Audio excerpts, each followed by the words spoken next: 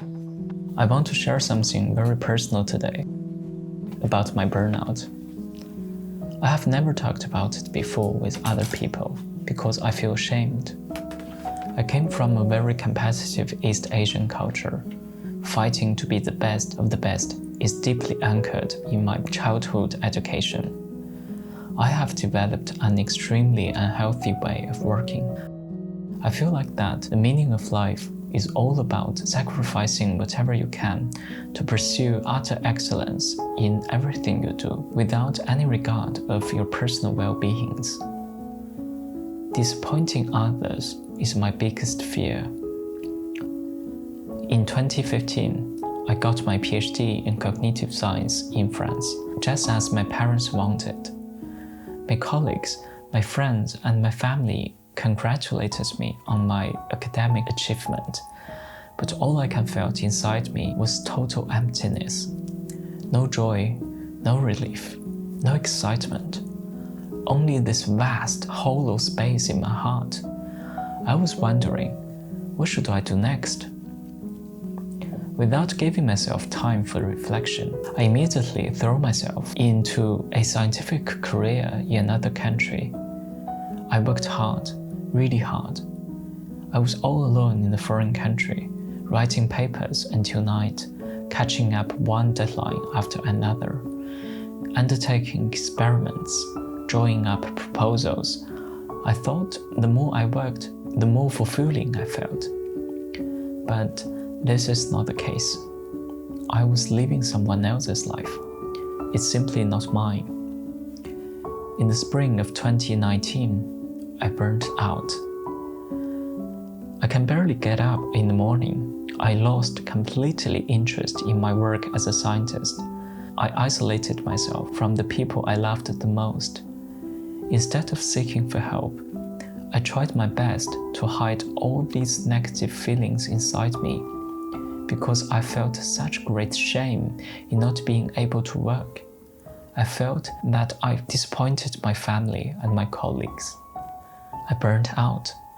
I couldn't continue like this any longer, both physically and psychologically. I have to make some changes about my life. So I quit. I quit my job in the university. I did it.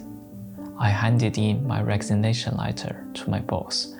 He looked at me attentively in silence. Then he said, "I guess this is the end." I smiled and thought, this is another beginning for me. When I returned to my apartment that evening, my cat was waiting for me behind the door, meowing just as usual. I picked him up, held him tightly in my arms, and I cried like a baby. Those were the tears of relief, deliverance, liberation, and hope. At that turning point of my life, I made up my mind to always be true to myself, to live more consciously, and pay less attention to other people's opinions. I will live my own life as an artist.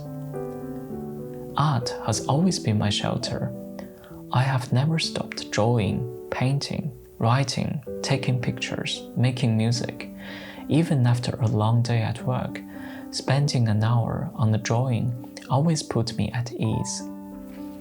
I submitted my portfolio to an art school and got in. I was unbelievably happy to have the chance to reinvent myself. In 2021, I graduated with a bachelor's degree of art. Now, I'm an illustrator, graphic designer, and a full-time artist. It's not easy being an artist. I still struggle constantly balancing work and my personal life. I remind myself every day that I should take initiatives in my life as an artist and try my best not to subject myself to doubts and fear. During times of despair, I use gesture drawing as a way of meditation. Sketching playfully, energetically, or peacefully is a great coping mechanism against anxiety. That's why I created this channel in the first place.